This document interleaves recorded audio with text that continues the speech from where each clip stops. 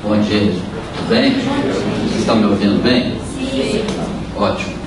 Bom, todos estejamos confortáveis para dedicarmos a nossa tarefa de hoje, né? Prazerosamente, como sempre. É com muita alegria que nós estamos aqui novamente com vocês, nas manhãs de sábado, num ambiente festivo, alegre, que nos traz muita alegria ao coração.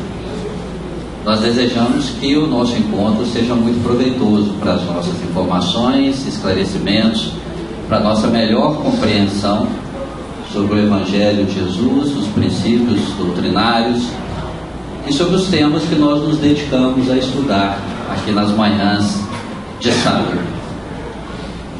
O tema que nos foi encomendado pela Nájila, pela coordenação da reunião de pais, é desafios da educação dos filhos. Bom, um tema bastante familiar a todos vocês, afinal de contas, todos os sábados pelas manhãs vocês se dedicam a estudar alguns dos múltiplos aspectos dos desafios da educação dos filhos. Esse estudo, muitas vezes, ele é bastante aprofundado em determinado aspecto da educação dos filhos. Haja vista, houve agora no último domingo um seminário com o Pedersoli sobre um aspecto específico, né? Então sempre tem aqui profissionais dessa área que vem trazer um estudo aprofundado sobre um aspecto específico. Ocorre que, periodicamente, é importante que a gente tenha um afastamento desse aprofundamento, desse maior detalhamento dos temas, para termos uma visão perspectiva, para termos uma visão do conjunto. Às vezes nós nos dedicamos a estudar profundamente certos aspectos e perdemos a noção do todo. E esse foi o objetivo da Nájila ao nos convidar. Falou, André, o objetivo é dar um panorama geral, é sair daquela visão do específico e ter uma visão mais perspectiva dos desafios da educação dos filhos sobre a ótica de alguns princípios. Então esse é o nosso objetivo aqui hoje, tá bom? É um tema bastante vasto, bastante amplo. Nós trouxemos alguns aspectos, que certamente não são todos, nós trouxemos alguns que consideramos importantes nessa visão geral, nessa visão panorâmica dos desafios da educação dos filhos, na expectativa que sejamos capazes de ter justamente essa visão genérica do assunto. Mas tem um princípio que nós entendemos que é fundamental, um princípio que orienta todos os temas relacionados e todas as questões relacionadas à educação dos filhos. E nós gostaríamos de começar chamando a atenção desse princípio. A premissa. Existe uma premissa que orienta tudo que nos diz respeito à educação dos filhos. Todo o assunto gravita em torno de uma premissa à luz da doutrina espírita. Afinal, estamos numa casa espírita e todos os estudos que aqui desenvolvemos, às vezes estudos no campo psicológico, comportamental, científico, mas sempre à luz da doutrina espírita. E sobre a luz da doutrina espírita, nós entendemos que a premissa principal, a diretriz básica, a diretriz primária é que a missão dos pais é contribuir, sob todas as formas a seu alcance, para tornar progressivamente melhor o espírito reencarnante sob seus cuidados. Tudo que nós estudamos sobre a educação dos filhos se subordina a essa máxima, se subordina a esse princípio. Os pais têm como missão fundamental cuidar sobre todos os aspectos, todos os recursos que eles possuem, para que esses espíritos reencarnantes, essas crianças, tornem-se espíritos progressivamente melhores. Progressivamente melhores para quê? Para se relacionar uns com os outros. Eu já li 20 obras espíritas, 50 obras espíritas, em que isso me ajudou a me tornar uma pessoa melhor no relacionamento com as pessoas à minha volta. Quando nós falamos em nos tornarmos pessoas progressivamente melhores, espíritos progressivamente melhores, quer dizer que a cada dia somos mais capazes de nos relacionarmos com as pessoas que estão à nossa volta num relacionamento sadio, construtivo, respeitoso, solidário, fraterno, carinhoso, etc, etc, etc. Então, quando nós falamos que a missão dos pais é fundamentalmente contribuir para que essas crianças, os seus filhos, sejam espíritos progressivamente melhores, é que através de todos os recursos de que dispomos, nós sejamos capazes de ajudar esse espírito que reencarna a se tornar melhor para se relacionar com os outros, para se relacionar em família, para se relacionar em sociedade, com os vizinhos, no ambiente de trabalho. O ensinamento de Jesus, em toda a sua extensão, ele nos traz mensagens, exemplos, recomendações de como nos relacionarmos uns com os outros, como nos relacionarmos com Deus, nosso Pai, Criador, princípio inteligente e causa primária de todas as coisas do universo, e com as pessoas à nossa volta, construindo um ambiente fraterno e solidário. Então entendemos que essa é a premissa básica. Tudo que nós falamos sobre a educação dos filhos, todos os aspectos que estudamos, tem essa premissa como base. E tudo que conversaremos na manhã de hoje, que são alguns aspectos práticos e alguns princípios aplicáveis a essa vivência diária com os nossos filhos, com os nossos próprios desafios, com as nossas angústias, com os nossos medos, com os nossos sonhos em relação aos filhos, tem como premissa o que eu posso fazer para ajudar essa criança a ser um indivíduo, um espírito cada vez melhor, que contribua com as pessoas que estão à sua volta. Vocês concordam com essa premissa? Vocês acham que essa é realmente aquela premissa, esse é aquele fundamento, essa é a diretriz que baliza, que orienta, que governa todas as nossas atitudes em relação aos nossos filhos? Ótimo. Eu achei outro dia o Mário Quintana, quanto mais a gente lê Mário Quintana, mais a gente se encanta, né? Eu ia achar uma frase dele que eu acho que ilustra muito bem isso. O amor é lindo quando encontramos alguém que nos transforme no melhor que podemos ser. Muito bonito, né? E esse é o sentido do amor. E o amor dos pais em relação aos filhos. O amor que ajuda a transformar aquela pessoa em ser uma pessoa melhor. Alguns meses atrás nós estivemos aqui desenvolvendo em conjunto um estudo sobre desafios da vida conjugal. E nós terminamos o estudo, não sei se vocês se lembram, dizendo que o maior desafio dos cônjuges é ajudar um ou outro a se tornar uma pessoa melhor. Porque o princípio da doutrina espírita é sermos pessoas melhores. Nós estamos aqui para nos tornarmos pessoas melhores. O princípio da reencarnação é nos tornarmos pessoas melhores. Então o maior desafio na relação conjugal é ajudarmos um ao outro a se tornar uma pessoa melhor. E o maior desafio na relação dos pais e filhos é contribuir para que aqueles espíritos se tornem pessoas cada vez melhores. Tá certo? Concordamos com isso? Esse é o princípio que nos orienta. A partir desse princípio, nós trouxemos aqui algumas reflexões. Como eu disse, a gente precisa ter um cuidado para não ser muito extenso. Então eu trouxe algumas. Certamente, outros que apresentassem o estudo poderiam trazer outros aspectos. Vocês certamente se lembrarão de outros. Mas nós precisamos limitar o tempo. Hoje nós tivemos um benefício de uma pequena extensão. Eu vou tentar seguir o estudo com a participação de todos, em alguns momentos mais acelerado, para que seja possível concluir no tempo, tá bom? Pensando sobre isso, de que forma trazer esse estudo, que no conteúdo não tem grandes novidades, mas nos ajuda a despertar sobre esse panorama geral a que eu me referi, eu achei melhor, eu entendi que seria oportuno desenvolvermos o nosso raciocínio sobre essa premissa, sobre a ótica cronológica. Então eu proponho que o nosso estudo comece com os desafios antes e durante a gestação.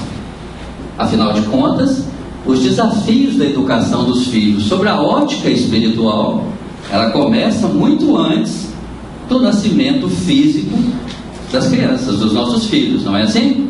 Então já precede, existem muitos cuidados Isso sobre a ótica material, já temos hoje várias recomendações, e sobre a ótica espiritual, mais ainda.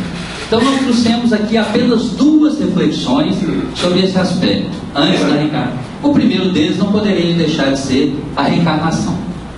Nós espíritas devemos ter sempre como princípio básico, como fundamento nesse estudo, nessa questão, é que os filhos são, via de regra, nossos conhecidos de longas eras.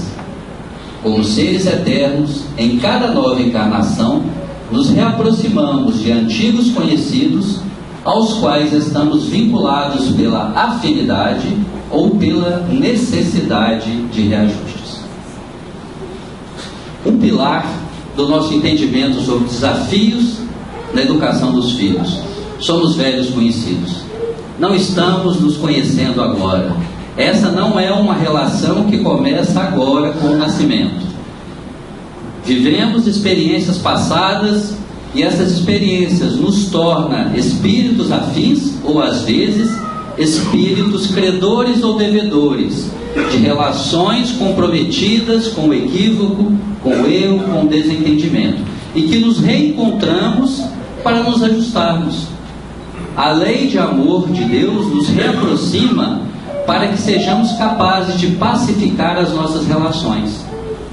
E às vezes viemos como pais, às vezes viemos como filhos, mas sempre com o objetivo de nos reaproximarmos, de pacificarmos as nossas relações. Emmanuel tem muitas orientações a esse respeito. O tema desse ano é Emmanuel Educador, nas reuniões públicas.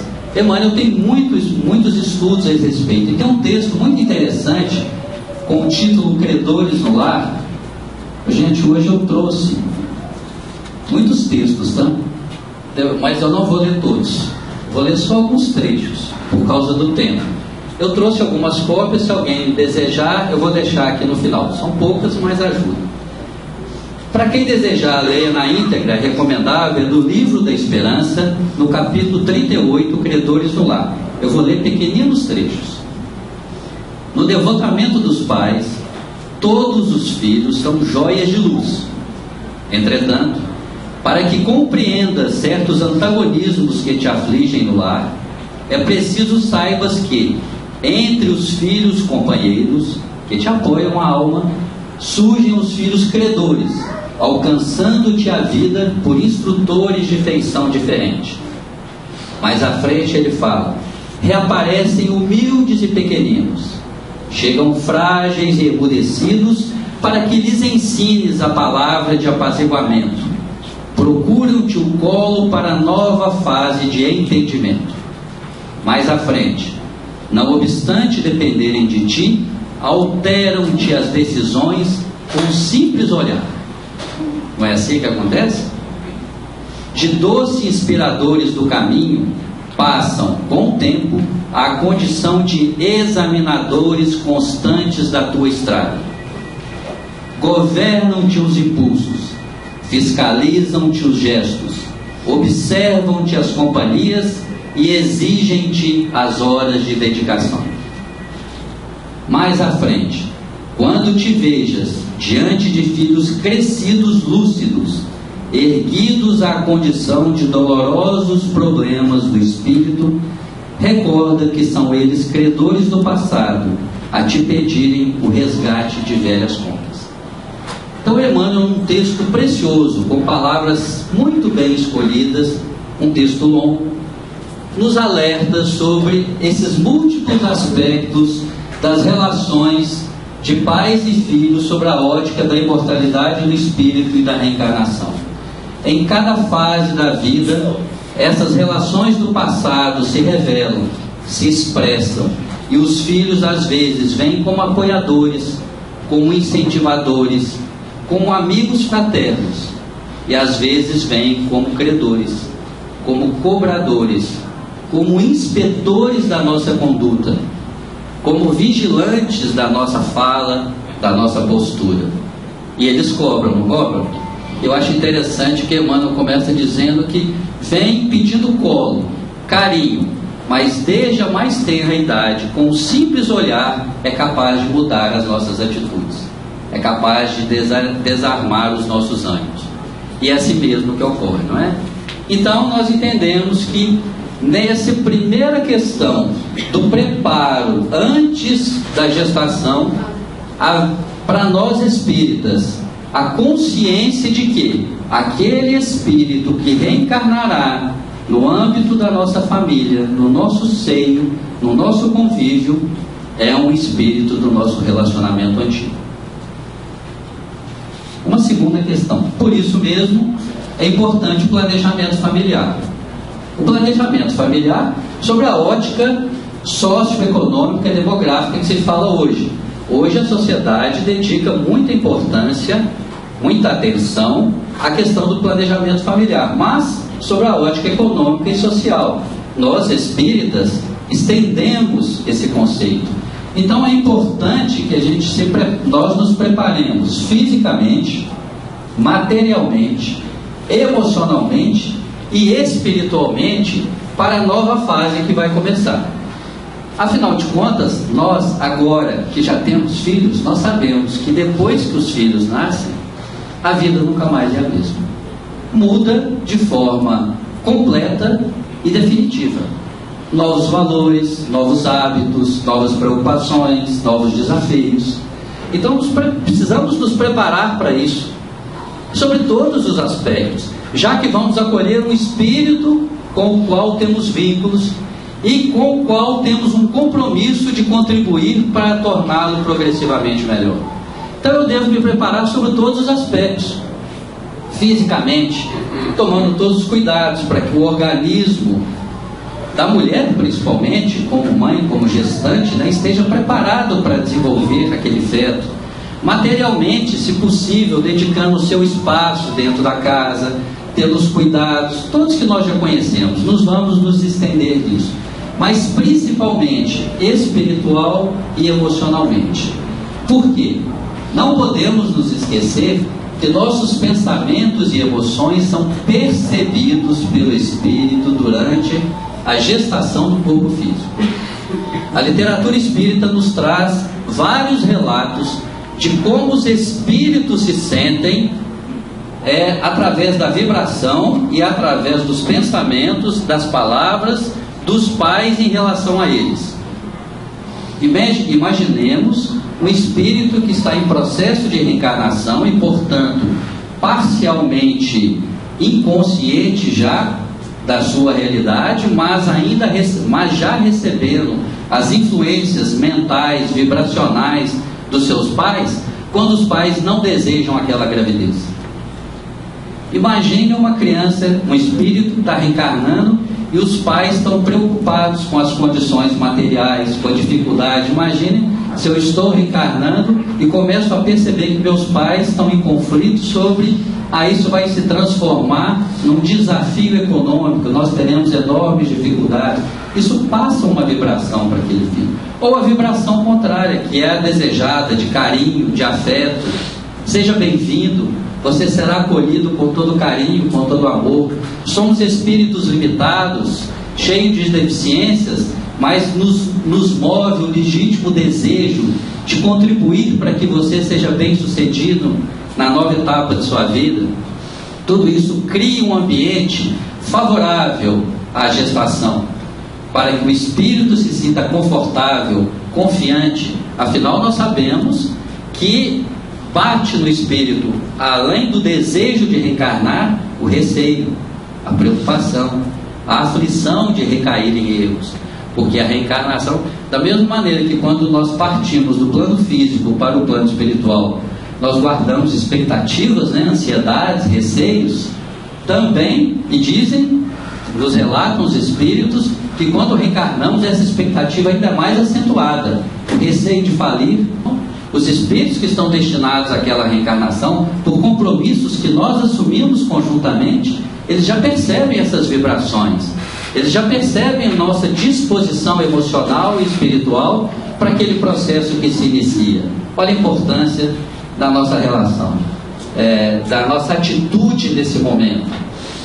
A minha avó era do interior, morava na roça, depois veio para Belo Horizonte, era espírita, ela que me trouxe para essa casa muitos anos atrás, E ela tinha um hábito, minha mãe sempre relata isso, e ela ensinou para as filhas, de conversar com o feto em gestação ainda, né? Que hoje é uma prática relativamente comum, né? Mas há 50, 60, 70 anos atrás não era tão comum.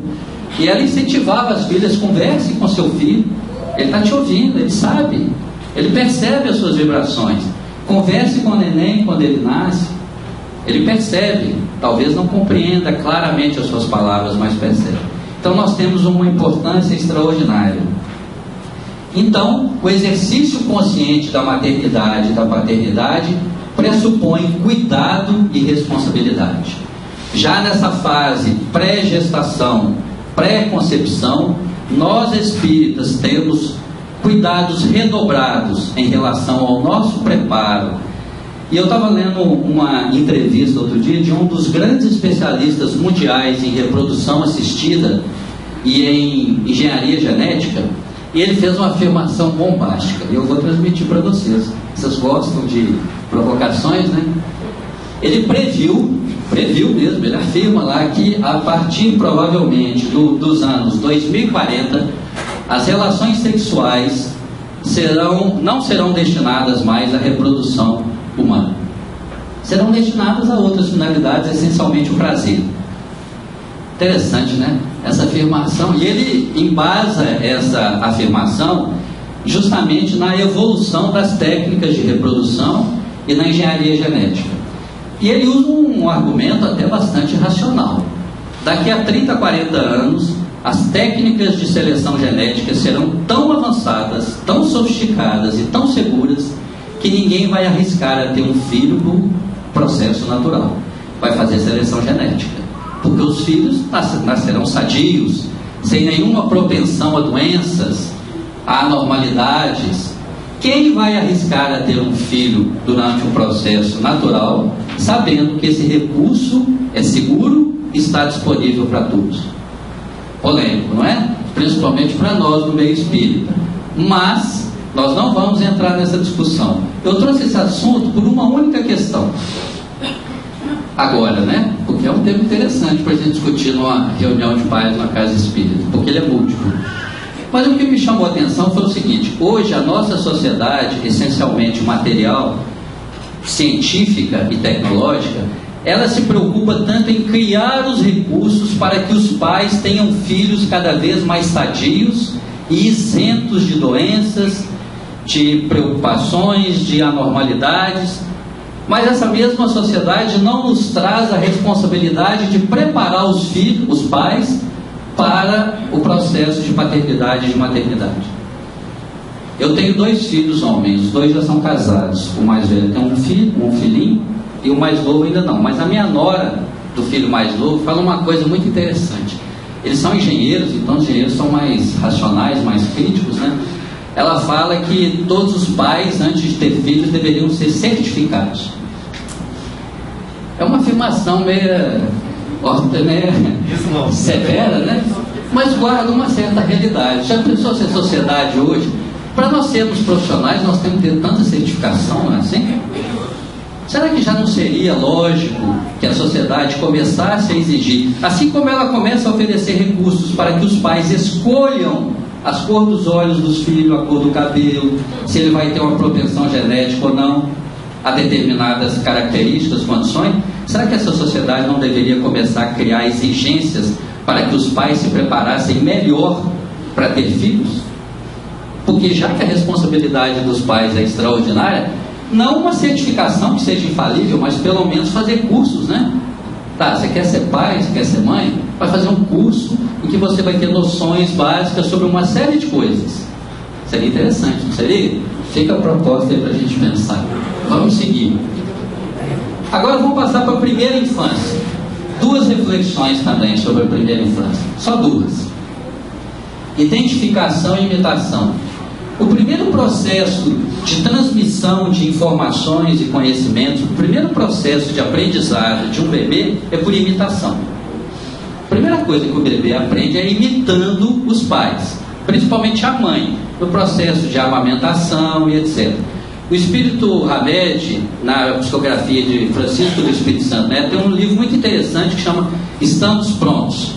Ele faz um paralelo do estudo de um grande primatólogo holandês, que é o maior primatólogo atual, ele é vivo ainda, fez um estudo muito importante sobre o comportamento dos bonobos, e ele explica que os macacos, os primatas, têm comportamentos de imitação em relação aos seus pais. Eles aprendem por imitação. E cita uma série de exemplos. É um livro bastante interessante. E fala que isso está numa característica do ser humano que nós não percebemos. Ele começa a citar certos exemplos. A mãe, quando está ensinando o filho a comer a papinha, ela fica fazendo um gesto com a boca, como se estivesse alimentando, estimulando para que a criança repita aquele gesto. Então tem uma série de gestos no comportamento humano, e ele fala que isso chama a nossa atenção, que isso se propaga durante a vida. Ele chama, por exemplo, aliás, outro dia eu vi um vídeo que está na internet aí, muito interessante, de uma pessoa que chega, ele cita esse exemplo lá, e depois eu vi o vídeo e lembrei. Quando uma pessoa dá uma gargalhada, um sorriso ostensivo, franco, verdadeiro, isso contagia as pessoas que estão à volta, não é verdade? Ele cita o exemplo do bocejo. Quando a gente está numa palestra pública como agora e alguém começa a bocejar, os outros também começam a bocejar. Então ele fala que isso é próprio do nosso processo evolutivo e cita o paralelo com os primatas. Esse vídeo que eu citei, parece que é um oriental, eu não sei se é japonês, ele entra no metrô e começa a dar gargalhada, você já viu? De repente todo mundo começa a rir, ninguém sabe do que ele está rindo, mas as pessoas começam a rir também, vão rindo, vão repetindo, porque é contagioso. Eu trouxe um filmezinho aqui muito interessante, são 50 segundos só. Hoje o nosso tempo está curto, mas eu vou seguir em frente, tá? Vamos ver se vai funcionar.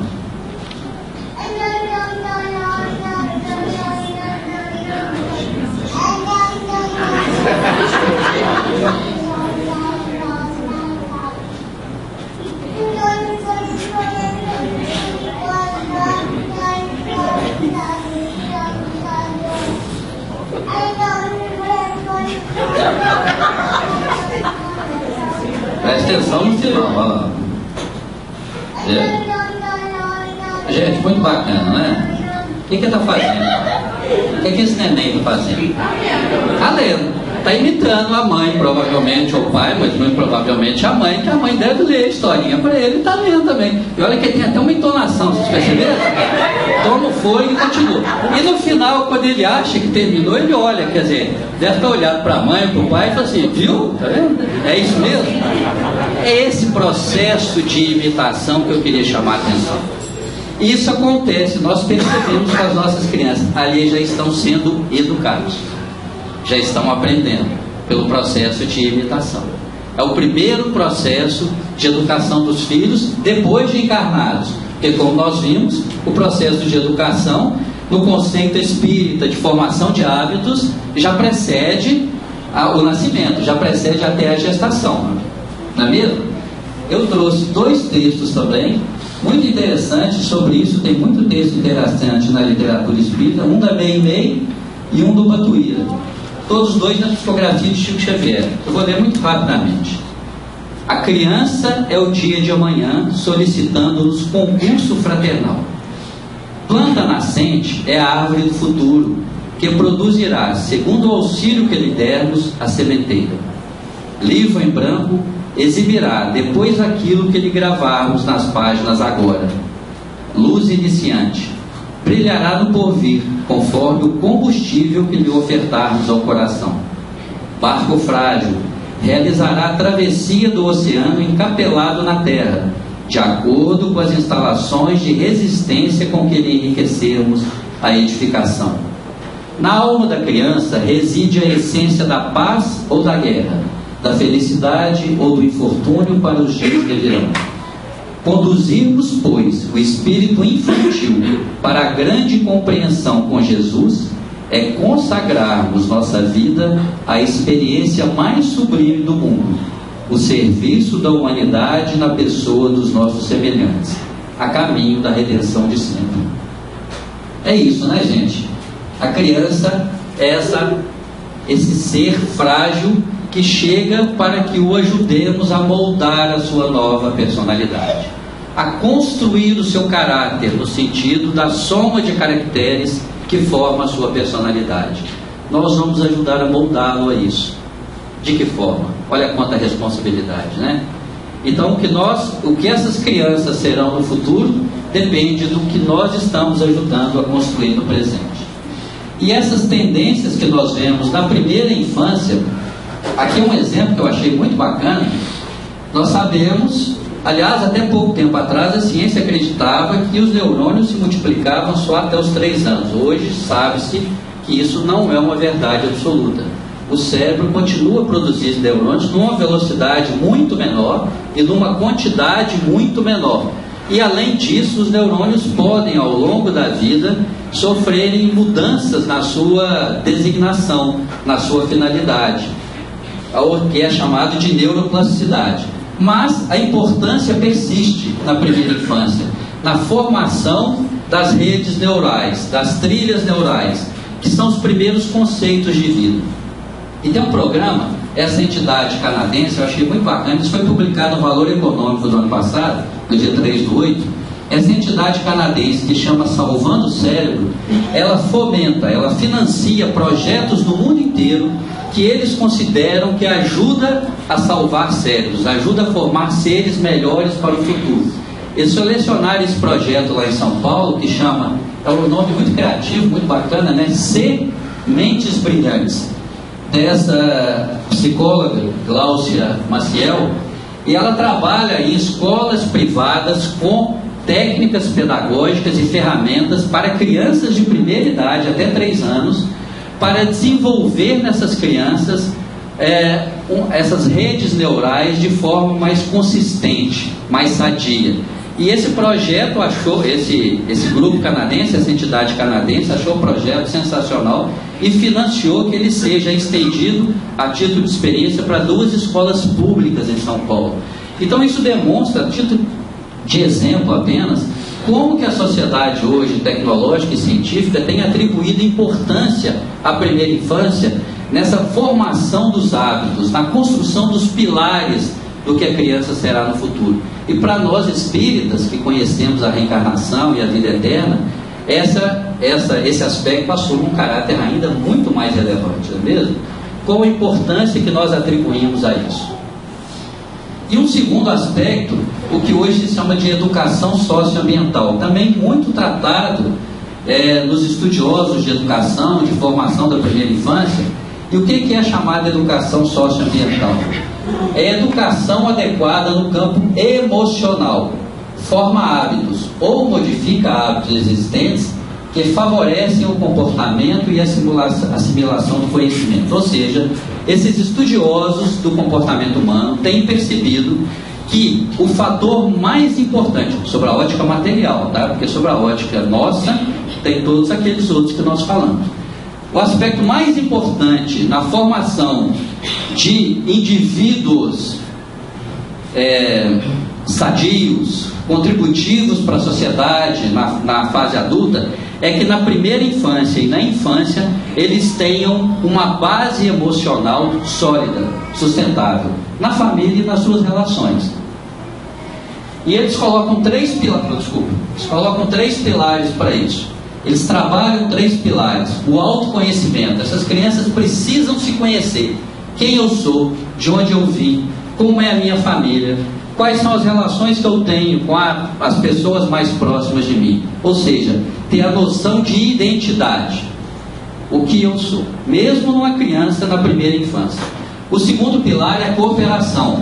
As crianças precisam desenvolver o sentido de cooperação. Eles começam a trabalhar técnicas para que as crianças compreendam que no mundo competitivo que nós vivemos, a cooperação é mais eficaz do que a competição. Mesmo na primeira infância, que nós vemos que as crianças têm dificuldade de cooperar uma com a outra, né? Eles querem que o seu brinquedo não seja compartilhado, então eles desenvolvem técnicas de compartilhar brinquedos, de compartilhar livros, etc., tentando desenvolver nessa criança o sentido da cooperação, porque isso vai render frutos lá na frente. E por último, a dedicação e a persistência. A criança precisa ter noção de que tudo que ela quer precisa ser trabalhado. ela precisa construir aquilo e não ser dado de uma forma gratuita e inconsequente. Isso vai se refletir em tantos outros aspectos que são tratados hoje, né? A noção de valor, a noção de conquista, a noção de capacidade. Então eles entendem que esses 3 pilares são fundamentais na primeira infância para a criança tenha esse comportamento sadio, saudável, esse comportamento emocional equilibrado para se tornarem adultos contributivos na sociedade. Tem uma pesquisa e o título do texto é Bem-estar emocional na infância compra felicidade.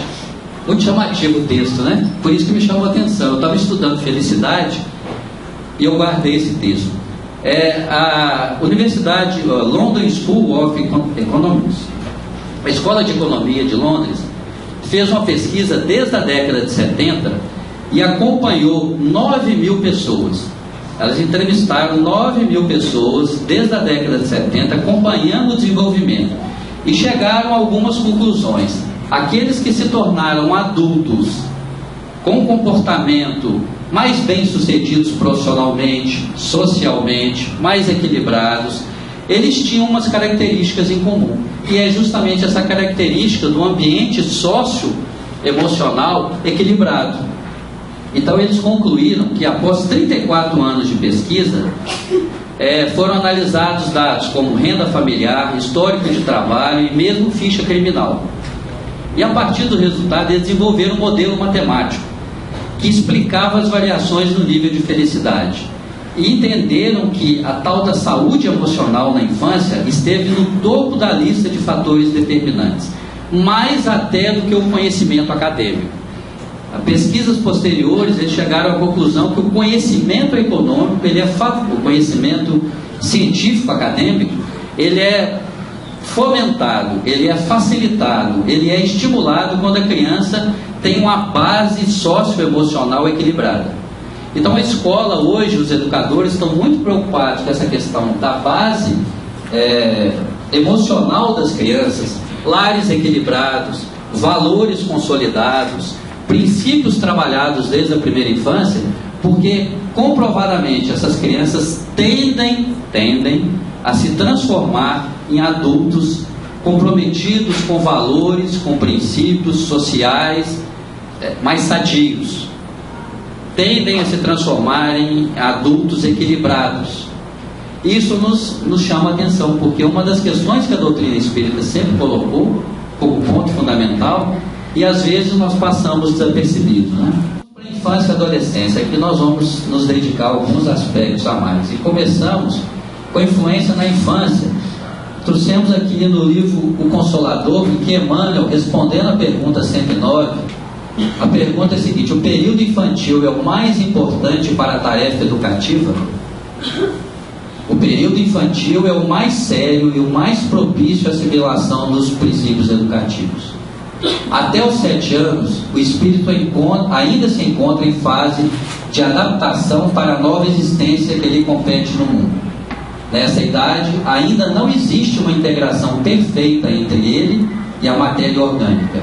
Suas recordações do plano espiritual são, por isso, mais vivas, tornando-se mais suscetível de renovar o caráter e a estabelecer novo caminho na consolidação dos princípios de responsabilidade, se encontrar nos pais legítimos representantes do colégio familiar. Então Emmanuel, de uma maneira simples e clara, chama a atenção que sim, na infância é onde nós temos o ponto nevrálgico, o aspecto fundamental. É claro que durante toda a vida os pais ainda têm influência sobre os filhos, tem capacidade de educá-los, de orientá-los, mas na infância esse aspecto, essa influência, essa responsabilidade, essa atribuição é mais determinante. Então nós trouxemos para chamar a atenção alguns aspectos que são relevantes nesse momento. O primeiro, mais simples de todos, para nós que somos espíritos. Obrigado. A importância da evangelização. Esse aqui nós vamos passar rápido, porque se vocês não atribuíssem importância na evangelização infantil, não estaríamos aqui, não é mesmo? Óbvio. Só para chamar a atenção, Acima de tudo, evangelizar significa transmitir princípios, valores e doutrina religiosa. Lá na questão 685 do Livro dos Espíritos, no comentário de Kardec, ele finaliza que educação é o conjunto de hábitos adquiridos. Então, educar é transmitir e ajudar a formar hábitos, comportamentos, atitudes. Não é uma coisa vaga, é uma coisa prática, do dia a dia. Representa, portanto, educar sobre os princípios da ética e da moral preconizadas no Evangelho. Óbvio, todos nós aqui já sabemos disso. O que eu gostaria de chamar a atenção é que evangelização não é uma tarefa exclusiva das entidades religiosas. Ao contrário, é uma responsabilidade permanente dos pais. Se evangelizar é formar hábitos sobre os princípios éticos, morais, religiosos, isso vale 24 horas por dia, 7 dias por semana. Não é só durante 1 hora na semana em que nossas crianças estão na aula de evangelização infantil. A aula de evangelização infantil é um complemento, é uma ajuda, é um reforço importante, fundamental. Mas o nosso comportamento, as nossas palavras, as nossas atitudes, 24 horas por dia com os nossos filhos, tem que ser coerentes com aqueles princípios, com aqueles valores que eles veem na aula de evangelização infantil. Então, se evangelizar é educar sobre os princípios religiosos, e educar é formar hábitos, não é só na aula de evangelização infantil. São 24 horas por dia, 7 dias por semana. E a importância da mídia, também muito debatida hoje, muito conhecido, mas merece nós relembrarmos.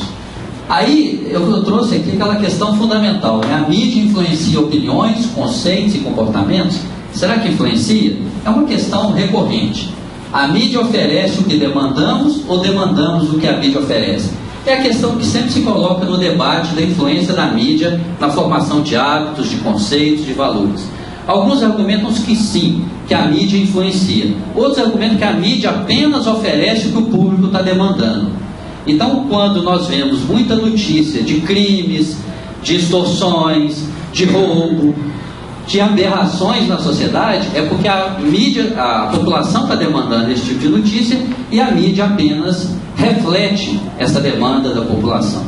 Será que é? Será que não é? Esse é um estudo importante, né? Mas apenas para argumentar, eu gostaria de chamar a atenção, e nós podemos ter aqui hoje profissionais da área de comunicação, da área de marketing. A propaganda parte de um pressuposto inequívoco. Parte do pressuposto que pode influenciar conceitos, crenças, opiniões e decisões. Propaganda existe para isso, estou falando de propaganda comercial. Ela existe para estimular o consumo. Ela é feita para te convencer que você precisa, ou que você deve, ou que convém que você compre aquele produto. E para isso usa técnicas sofisticadíssimas, com estudo de comportamento humano muito sofisticados. Eu estava vendo um debate outro dia do Pondé, que é esse filósofo, estudioso, está muito na moda hoje, e ele falando justamente sobre isso. Ele acredita muito mais hoje nos resultados das pesquisas comerciais da área de marketing do que das pesquisas acadêmicas. Também é provocador, né? O Pondé é um filósofo provocador, mas ele fala por isso, porque para vender produto se faz com mais alta sofisticação, com mais alta seriedade, com mais alta competência, e para isso estuda tudo. E às vezes, segundo ele, no meio acadêmico, esses estudos vêm acompanhados de tendências, de crenças pessoais, se misturam com as pesquisas. Independente disso, o importante, vocês já ouviram falar dessa pessoa, Joseph Goebbels? Não? Ninguém nunca ouviu?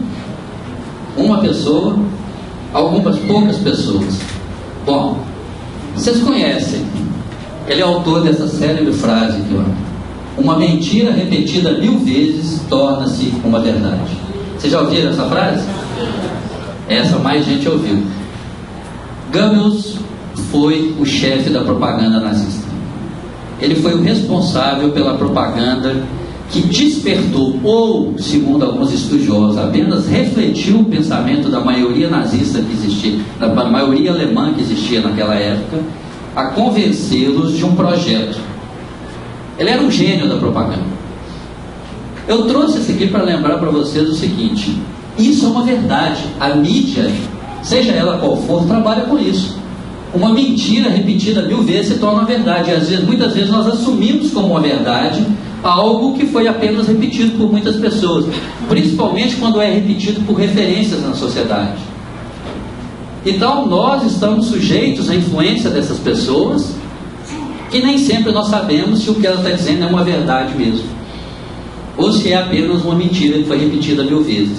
E a história está cheia de exemplos desse porte, não é mesmo? Então, acompanhar o acesso dos filhos ao conceito da comunicação massiva, que vocês estão cansados de saber, mas é importante nós relembrarmos. Segundo os dados atuais, uma criança hoje até 6 anos de idade passa em média 4 horas na frente de alguma mídia, seja televisão, seja videogame, seja smartphone, tablets, etc. Ou seja, mais tempo do que muitas vezes vive com os próprios pais. E quais os valores que ele está tendo acesso através dessa mídia? Quais são as verdades que estão sendo transmitidas? Nós devemos lembrar que mesmo os desenhos animados transferem valores, transferem princípios. Aliás, essa semana está muito à moda, né? Com o Trump vencendo a eleição, resgataram um filme dos Simpsons de 16 anos atrás, que previa, entre aspas, que o Trump poderia ser presidente dos Estados Unidos, né? Então você vê que transmite valores. E, aliás, o Homer Simpson é um caricato cujo conteúdo é extraordinário, que é uma crítica do comportamento humano e de como os valores são transmitidos. E aqui, mesmo correndo o risco de perder o tempo, eu vou trazer para ilustrar uma advertência de Bezerra de Menezes. Dr. Bezerra de Menezes, no Conselho Federativo Nacional da FEB, no dia 8/11 de 2015, através do Divaldo Franco, ele fez um longo pronunciamento. Eu trouxe aqui um parágrafo que eu achei fenomenal. Existem, filhas e filhos amados, mais relevantes ações do bem do que degradação e decadência. Sucede que o erro e o vício trompeteiam as suas ações, enquanto a virtude discreta e silenciosa aproveita das noites sem estrela para se tornarem as lâmpadas divinas que amam para o momento supremo da libertação. Dr. Bezerra de Menezes, uma coisa extraordinária, né? Ele chama a atenção aqui que a mídia hoje divulga geralmente só fatos negativos, e nós acabamos embarcando que o mundo está ficando pior, que o mundo está degradado, que o mundo está se perdendo, que etc, etc. Ele está chamando a atenção que nós espíritas devemos prestar atenção. Olha o que ele fala. Sucede que o erro, existem mais relevantes ações do bem do que degradação e decadência. Ele está afirmando, ele não está perguntando. Ele está dizendo que na nossa sociedade existem mais ações do bem do que degradação. Só que nós prestamos atenção mais no mal do que no bem. Nós nos associamos mais à ideia do erro, do equívoco, do que do bem. E nós espíritas, ele chama a atenção em todo o seu texto que nós espíritas devemos estar atentos para a corrente do bem, da construção, do amor. Existe muita degradação, sim. A sociedade está degradada, sim. Mas é uma sociedade em ruína porque o mundo novo está surgindo. Eu trouxe isso apenas para ilustrar a questão da mídia. Pois não? Vou aproveitar e falar do WhatsApp da vida, que às vezes o próprio espírito, que eu já puxei a orelha dos amigos meus, divulga aquelas notícias tipo assim, tem uma pessoa jogando ácido na outra, na rua, aquelas coisas que a gente já ouviu falar, e que se a gente der uma navegada na internet vê que são falsos, são fakes. E as pessoas transmitem isso aumentando o medo, as pessoas estão com a janela aberta, com a neura toda, implantando inclusive o medo. Então daí a nossa responsabilidade de verificar se as informações são verídicas ou não, e ainda questionar se é interessante ou não divulgar. Exatamente. Leon Denis chama tanta atenção sobre a questão das afinidades, e nós sabemos como a lei de afinidades funciona. Quando a gente recebe uma mensagem dessa e começa a deter atenção nessa mensagem, nós nos conectamos a que tipo de pensamento? É isso que o Dr. Bezerra de Menezes já está chamando a atenção.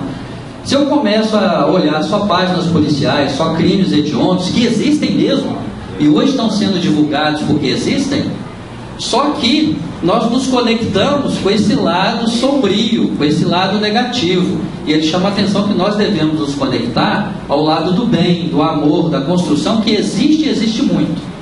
Prosseguindo por causa do horário. A invasão tecnológica e globalização de hábitos.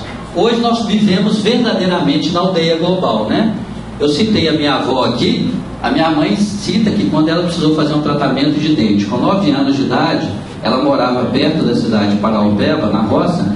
Ela viajou um dia inteiro no lombo de um cavalo para tratar de dente.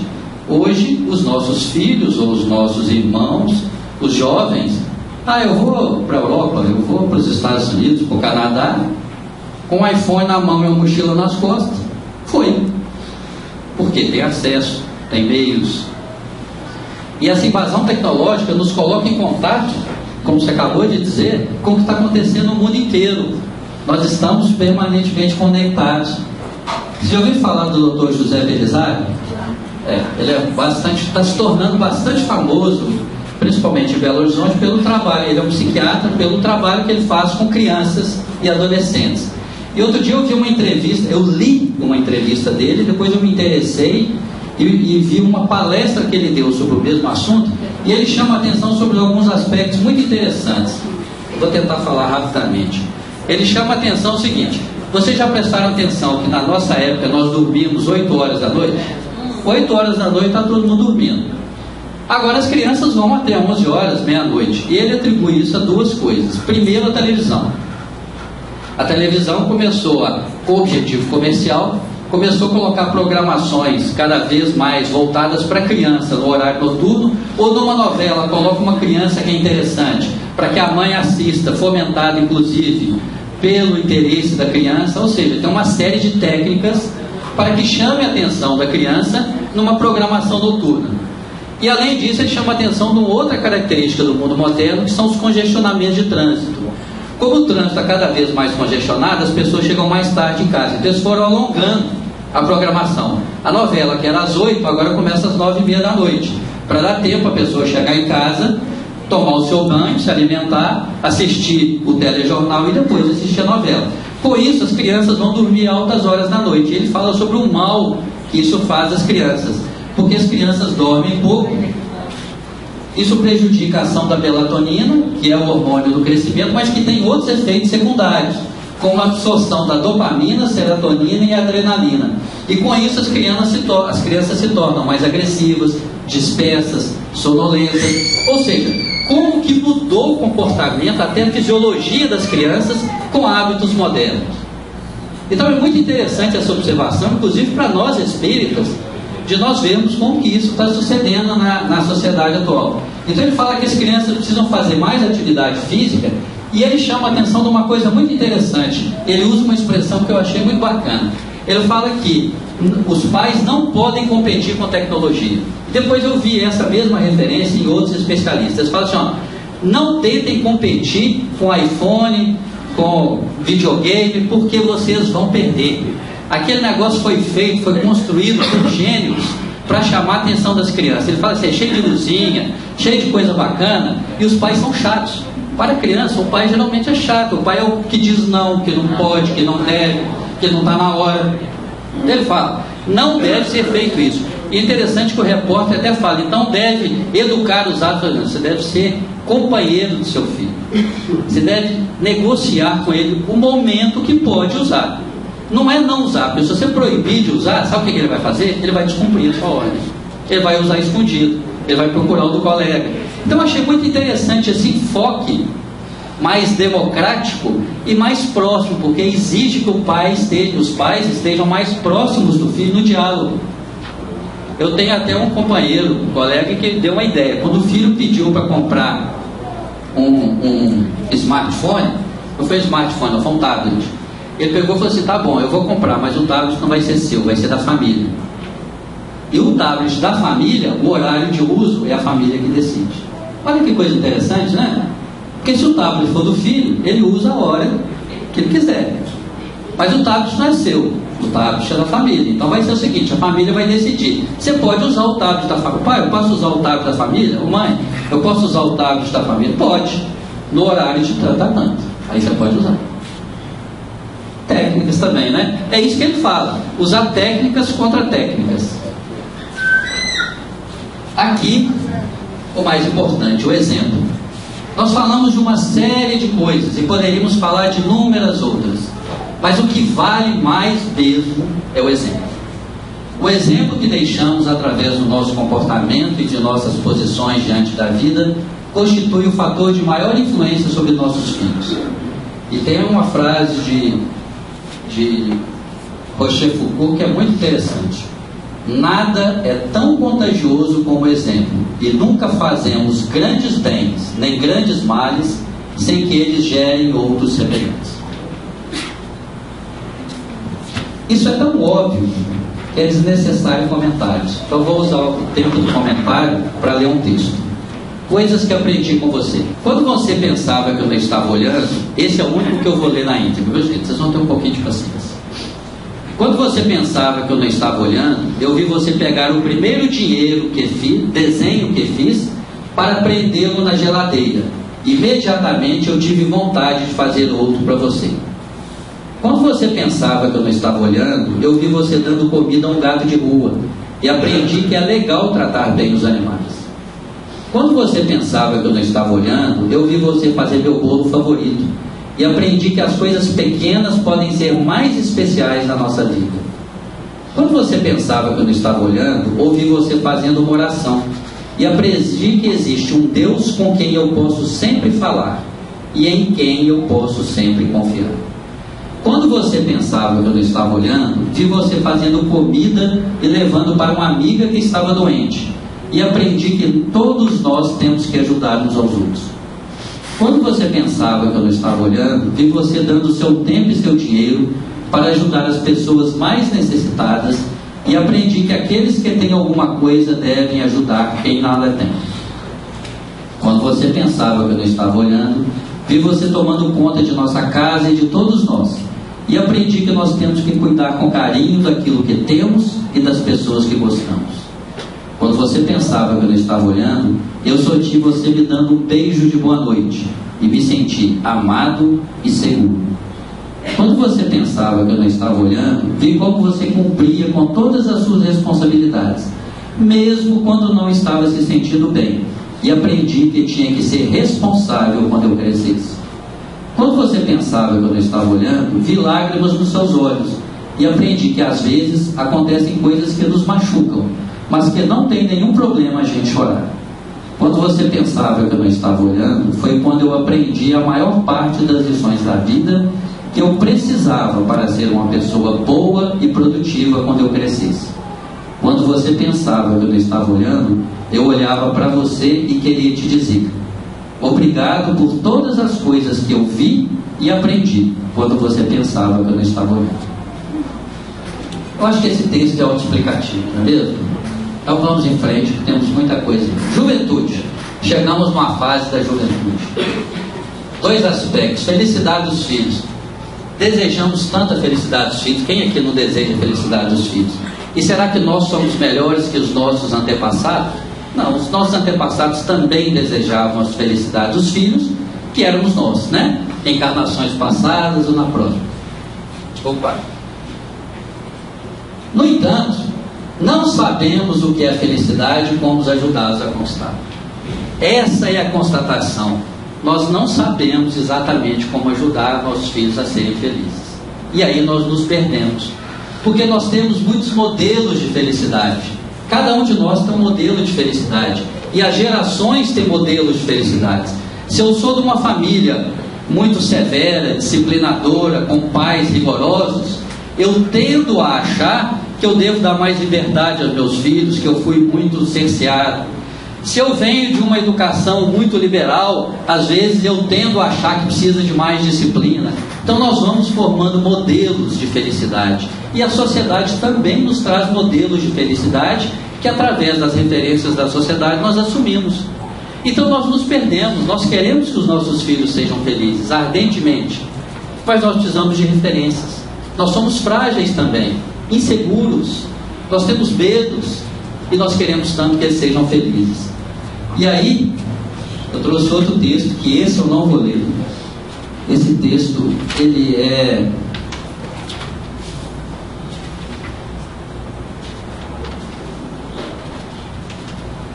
Felicidade da Geração Y. É da Eliane Brum. Ela escreve muito sobre a educação dos filhos. O texto é sensacional, mas eu vou ler só pequenos trechos. A crença de que a felicidade é um direito tem tornado despreparada a geração mais preparada. E por tudo isso sofre muito, porque foi ensinada a acreditar que nasceu com o patrimônio da felicidade e não foi ensinada a criar a partir da dor. Foram ensinados a pensar que merecem, seja lá o que for que queiram, e quando isso não acontece, porque obviamente não acontece, sentem-se traídos, revoltam-se com a injustiça e boa parte se empurra e desiste. Desconhecem que a vida é construção. Nossa época tem sido marcada pela ilusão de que a felicidade é uma espécie de direito. É como se os filhos nascessem e imediatamente os pais se tornassem devedores. Nossa classe média parece desprezar o esforço, prefere a genialidade. O valor está no dom, naquilo que já nasce pronto. Dizer que fulano é esforçado é quase uma ofensa, porque possuem muitas habilidades e ferramentas, mas não têm o menor preparo para lidar com a dor e as decepções. Eu estou saltando vários trechos, tá, gente? Ninguém descobre que viver é complicado quando cresce ou deveria crescer. Este momento é apenas quando a condição humana, frágil e falha, começa a se explicitar no confronto com os muros da realidade. Se a felicidade é um imperativo, o item principal do pacote completo que os pais supostamente teriam de garantir para os filhos para serem considerados bem-sucedidos, como falar da dor, do medo, da sensação de sentir desencaixado? Quando converso com esses jovens no parapeito da vida adulta, com suas imensas possibilidades e riscos tão grandiosos quanto, percebo que precisam muito de realidade, como tudo o que a realidade é. Ou seja, naquela ânsia de fazermos os filhos felizes, nós estamos vendendo a ilusão de que eles serão felizes. E a vida é feita de frustrações, de decepções, de dores. E ela chama a atenção, então, que nós devemos ajudar os nossos filhos a compreenderem que a dor também ensina, e que a dor faz parte da vida, as frustrações, as decepções, as angústias. E isso é dolorido para o pai, que sente como seu maior objetivo fazer o filho feliz. Essa é uma dor que nós vivemos. A entrega, o exercício do desprendimento. Na fase da juventude, é um desafio que os pais têm de desprender-se dos filhos, deixar que eles tenham a sua própria vida. É claro, monitorando, acompanhando, orientando. Eu vi um filme do Dia da Águia, quando ela entende que o filhote está pronto para voar, sabe o que ela faz? Ela empurra ele do ninho. Empurra mesmo. O filme foi muito interessante, foi filmado. Ela empurra o filhote e fica observando. E ele despenca, né? Ele vai despencando. Como é num penhadeiro, essa águia, aquela águia americana, ele vai caindo, vai caindo, vai caindo, vai caindo. Até que em um determinado momento, por próprio instinto, ele começa a voar. Ela tem o instinto dela também, num certo momento, se ele não voa, ela mergulha e pega e coloca no ninho de novo, espera um tempo e repete o processo. A gente empurrar o filho para fora do ninho é difícil. Eu não sei quantos de vocês já passaram por essa fase. Eu já passei. É muito difícil. É muito difícil. Exige desprendimento. E aí eu trouxe um outro texto, que agora o tempo já não dá mais mesmo, mas é muito interessante, que é um diálogo de dois homens que se encontram no bar. Eu vou contar a história em vez de... E aí um começa a conversar com o outro, resolveram almoçar juntos, e pergunta como é que a vida está, o outro fala que a vida está difícil, que ele mata um leão por dia. Aí eles começam a conversar sobre isso, e eles falam, eu aprendi que eu não devo matar um leão por dia. Aí não, mas por quê? Aí ele começa a dizer que ele tinha uma firma, preparou os filhos para o sucederem na firma, e ele tinha esse sonho, e ele matava um leão por dia, né? Corria através dos desafios, poupando o filho. Até que em um determinado momento ele percebeu que os filhos não estavam prontos para subir a represa. Os filhos eram despreparados. teve que contratar um profissional para assumir o lugar dos filhos. Então ele fala, não mate um leão por dia. Quando o seu filho chegar na idade, deixe que ele saia para caçar. Ele é que tem que aprender a matar o leão dele. Ele é que tem que aprender a vencer os desafios. E aí é outra coisa difícil, como eu citei o exemplo, né? E os animais têm muito isso, dos filhotes, a partir de uma determinada fase, saírem para caçar com os adultos, né? E eles vão aprendendo por assimilação e por imitação. Agora, no nosso caso, é muito difícil a gente aprender, ainda mais no mundo que a gente se sente tão vulnerável, tão inseguro, por tanta notícia que está acontecendo isso, está acontecendo aquilo, então a gente vai se fechando cada vez mais. E a última fase da maturidade, para cumprir o tempo. Passando rapidamente, é a fase que eu estou agora. Você domínio vazio. Os 2 filhos saem de casa, ficamos só eu e a esposa lá. Aí você não sabe o que você faz. Até hoje os 2 quartos estão lá, nós desmontando, na esperança que algum dia, uma vez por ano, eles vão lá e dormem no quarto, mas eles não vão mesmo. E aí tem um desafio, é a gente reaprender a olhar para si próprio. Quais são os meus objetivos mesmo? Aonde eles ficaram pelo caminho? O que eu gosto mesmo? O que eu quero? O que eu busco? Quais são meus sonhos? Porque durante muito tempo, equivocadamente, a gente abdica totalmente dos sonhos, dos desejos, do que eu sou realmente em benefício dos filhos. Eu falei equivocadamente porque deveria haver equilíbrio nesse processo. E nós vamos para o lado oposto, nós vamos para o extremo, né? Nós nos anulamos quase em benefício dos filhos. E depois ficamos perdidos. Os filhos saem de casa, porque eles saem mesmo, e nós já fizemos isso, né? Às vezes eu lembro como é que eu fazia. Eu falei, eu não posso, meus filhos estão até maior, porque com 18 anos eu não queria nem saber mais do que meu pai. Eu já trabalhava, eu queria saber da minha vida, dos meus destinos. E a história se repete. Então é a síndrome do ninho vazio. E tem um outro texto aqui, que filhos são do mundo, que é do José, é atribuído ao José Saramago. Alguns autores dizem que não é do José Saramago, mas é muito interessante. Mas eu vou ler só uma frase, que essa é sensacional. E ele fala justamente sobre isso, sabe? Que os filhos são do mundo, a gente pensa que são da gente. Então, filho é um ser que nos emprestaram para um curso intensivo de como amar alguém além de nós mesmos, de como mudar nossos piores defeitos para darmos os melhores exemplos, e de aprendermos a ter coragem. Isso mesmo, coragem. E filho é isso mesmo, né? É aquele ser que a sabedoria divina colocou na nossa vida para nós aprendermos a amar alguém além de nós mesmos. Um segundo aspecto, honrar pai e mãe. Quando a gente chega na maturidade, a gente aprende a admirar um pouco mais os nossos pais e as nossas mães. E lá no Evangelho segundo o Espiritismo, Kardec coloca um capítulo inteiro que chama a atenção dos filhos sobre a questão de amar, de honrar pai e mãe. E aqui tem 2 aspectos. Primeiro, o pessoal, o específico, de amar o seu pai e a sua mãe. E Kardec fala, seja eles quem for, mesmo que eles não tenham cumprido o dever de pai e mãe, cabe aos filhos o dever de respeitá-los, de honrá-los, de ajudá-los, de contribuí-los. Então tem 2 aspectos, o pessoal e o de antecedência, né, da linha sucessória. Eu estava vendo até o debate outro dia do Pondé com o Clóvis Salgado, e eles falando justamente sobre isso. A pessoa que perde a referência dos seus antecessores, da sua ascendência, né, dos seus antecedentes, é uma pessoa sozinha no mundo. A gente precisa dessas referências. O ser humano, o nosso psiquismo, precisa dessas referências. Pais, avós, bisavós, a linha de ascensão, de onde viemos. Isso faz parte do meu ser. E o segundo é a questão pessoal mesmo. Eu vou contar um caso muito rapidamente. Há algum tempo atrás, eu estava passando mal de sinusite, do sábado a domingo. Aí eu passei a noite inteira em claro, levantei, foi o dia que clarear, falei, eu vou para o hospital porque eu não vou melhorar mesmo.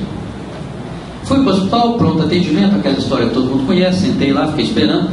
E na minha frente sentou, tinha 3 pessoas, 3 mulheres. Uma senhora de cabelos brancos, devia ter por volta de 80 anos de idade, assim, 90.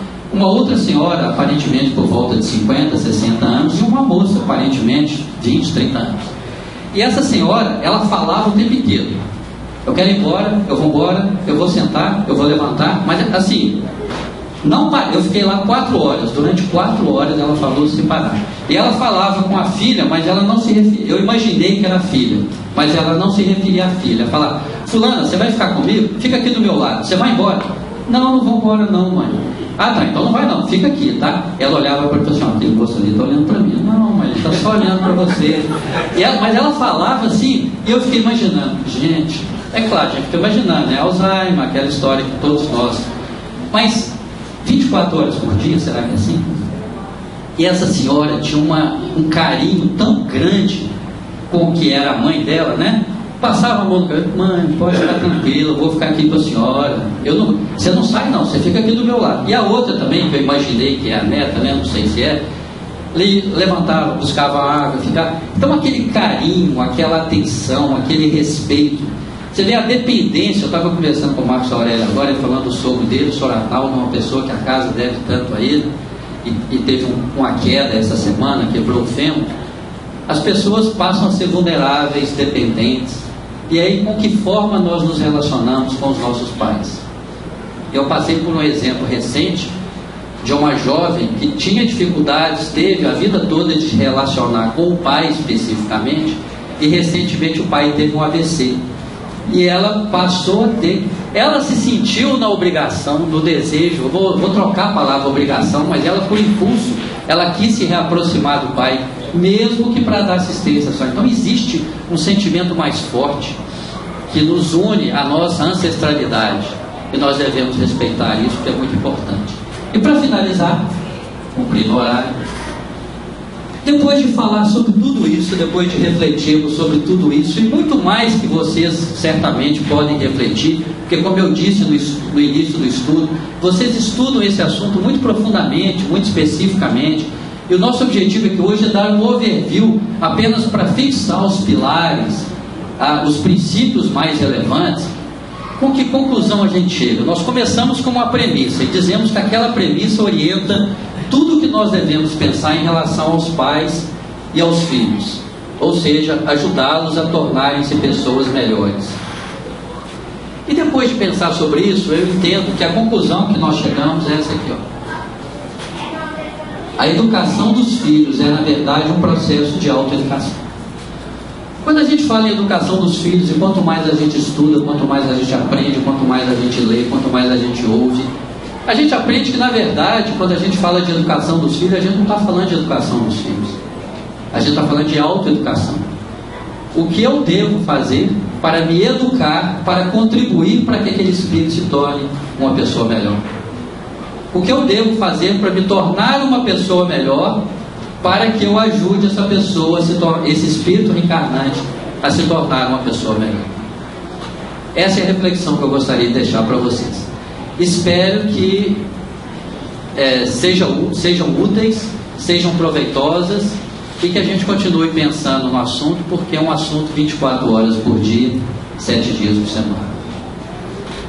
Muita paz, muito bom final de semana para todos.